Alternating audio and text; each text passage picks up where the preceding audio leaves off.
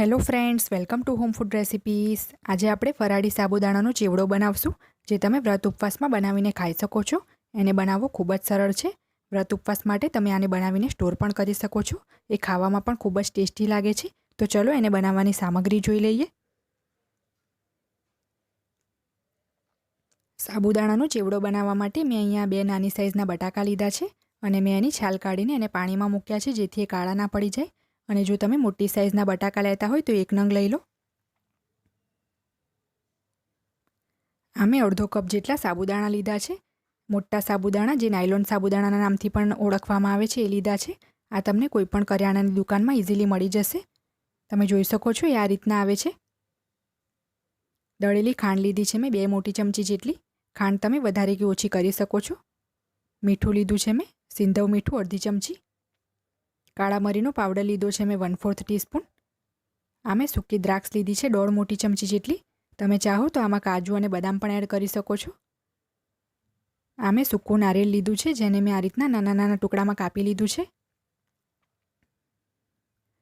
20 થી 25 જેટલા મેં મીઠા લીમડાના પાન લીધા છે। આમે 3 નંગ તીખા લીલા મરચાંને ઝીણા સમારી લીધા છે।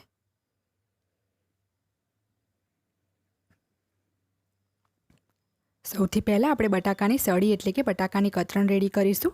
તો એ માટે મેં અહીંયા મોટા કાણાવાળી છીણી લઈ લીધી છે। મોટી છીણીથી સળી એકદમ સરસ બનશે। તો હવે એક બટાકો લઈને આપણે એને આ રીતે ઘસતા રહીને આગળની તરફ લઈ જશું, તો ખૂબ જ સરસ બટાકાની કાતરી નીચે પ્લેટમાં પડતી રહેશે।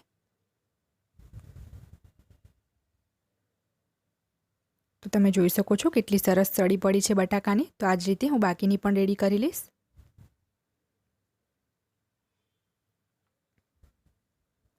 તમે જોઈ શકો છો કે બધા જ બટાકાની કાતરી મેં બનાવી લીધી છે। ખૂબ જ સરસ બની છે। તો હવે આપણે આને 2 થી 3 વખત ચોખ્ખા પાણીએ ધોઈ લેશું, કારણ કે બટાકામાં ખૂબ જ સ્ટાર્ચ હોય છે, જેથી જો એને 2 થી 3 વખત ધોઈશું નહીં તો એ ફ્રાય કરતી વખતે લાલ થઈ જશે। એટલે આ પ્રોસેસ તમારે સ્કીપ નથી કરવાની। જો બટાકાની કાતરી તમારે સફેદ બનાવવી હોય તો એને આ રીતે ધોવી ખૂબ જ જરૂરી છે। તો હવે એને બીજા સાફ પાણીવાળા બાઉલમાં એડ કરી દઈશું અને આવી જ રીતે હજી એક વખત હું આને ધોઈ લઈશ।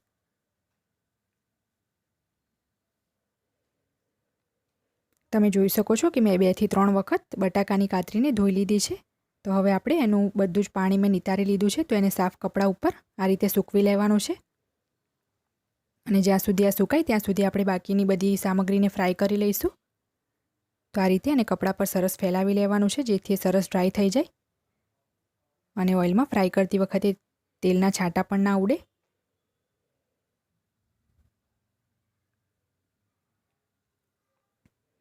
તેલ પણ મેં પહેલેથી જ ગરમ કરવા મૂકી દીધું હતું। તો જ્યારે તેલ સરસ ગરમ થઈ જાય તો આપણે એમાં થોડા થોડા કરીને સાબુદાણાને ફ્રાય કરવાના છે। ધ્યાન રાખવાનું છે કે એકસાથે જ બધા સાબુદાણા ફ્રાય નથી કરવાના, નહીં તો એ અંદરથી કાચા રહી જશે। તમે જોઈ શકો છો કે સાબુદાણા ખૂબ જ સરસ રીતે ફૂલીને ઉપર આવી ગયા છે। આપણે પૂરી 1 થી 1.5 મિનિટ માટે આને મીડિયમ ફ્લેમ પર ફ્રાય કરવાના છે, નહીંતર જો અંદરથી કાચા રહી જશે તો દાંતમાં ચોંટશે। તો પૂરી 1 થી 1.5 મિનિટ માટે મેં સાબુદાણાને ફ્રાય કરી લીધા છે। તો હવે આપણે એક ટિશ્યુ પેપર ઉપર આને કાઢી લેવાનું છે અને ધ્યાન રાખવાનું છે કે એને ફાસ્ટ ફ્લેમ પર કે સ્લો ફ્લેમ પર ફ્રાય નથી કરવાના, મીડિયમ ફ્લેમ પર જ ફ્રાય કરીશું। તો સેમ આ જ રીતે બીજા સાબુદાણાને પણ હું ફ્રાય કરી લઈશ। તો હવે આપણે સિંગદાણાને ફ્રાય કરી લઈશું। આ 2 મોટી ચમચી જેટલા સિંગદાણા છે અને હું ભૂલથી આને ઇન્ગ્રીડિયન્ટ્સમાં મૂકવાનું ભૂલી ગઈ હતી, તો આને પણ આપણે ફ્રાય કરી લઈશું। તો સિંગદાણાને આ રીતે એક ચાળણીમાં મૂકીને ફ્રાય કરવાના છે અને જો તમે ચાહો તો સાબુદાણાની જેમ એને આખા પણ ડાયરેક્ટ ફ્રાય કરી શકો છો ઓઇલમાં। સિંગદાણાને મેં સ્લો ફ્લેમ પર લાઇટ બ્રાઉન કરી લીધા છે। તો આને પણ આપણે સાબુદાણાની સાથે જ એ જ વાસણમાં કાઢી લેવાના છે અને હવે આપણે મીઠા લીમડાના પાન ફ્રાય કરી લઈશું। મીઠા લીમડાના પાનને આપણે વધારે ફ્રાય નહીં કરીએ, નહીંતર મિક્સ કરતી વખતે એ એકદમ ચૂરો થઈ જશે।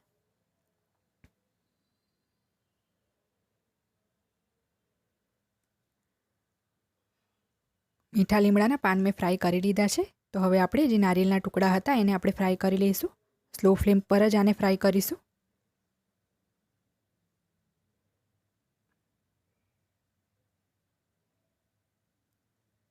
નારિયેળના ટુકડા પણ સરસ લાઇટ બ્રાઉન થઈ ગયા છે। તો આને પણ આપણે સેમ એ જ વાસણમાં કાઢી લઈશું હવે આપણે લીલા મરચાંને ફ્રાય કરીશું.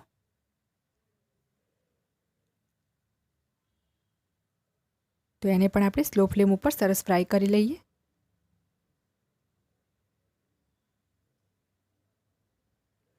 લીલા મરચાં સરસ ફ્રાય થઈ જાય તો એને પણ આપણે સેમ એ જ વાસણમાં કાઢી લેવાનું છે. હવે આપણે સૂકી દ્રાક્ષને ફ્રાય કરી લઈશું. સૂકી દ્રાક્ષને આપણે વધારે ફ્રાય નથી કરવાની, સહેજ ફૂલી જાય એટલે આપણે એને બહાર કાઢી લઈશું. અને સેમ એ જ વાસણમાં આપણે એને પણ એડ કરી દઈશું.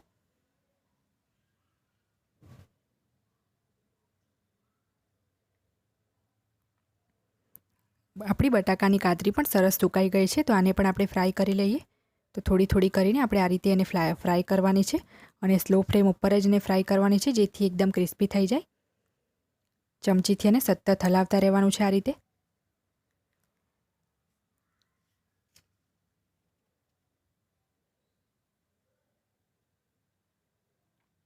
તમે જોઈ શકો છો કે બટાકાની કાતરી પણ સરસ લાઇટ બ્રાઉન થઈ ગઈ છે અને આ ખૂબ જ સરસ ક્રિસ્પી પણ થઈ ગઈ છે.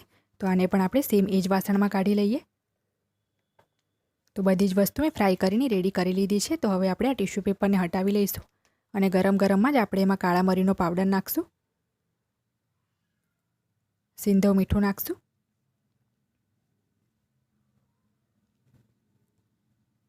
દળેલી ખાંડ પણ એડ કરી દઈશું.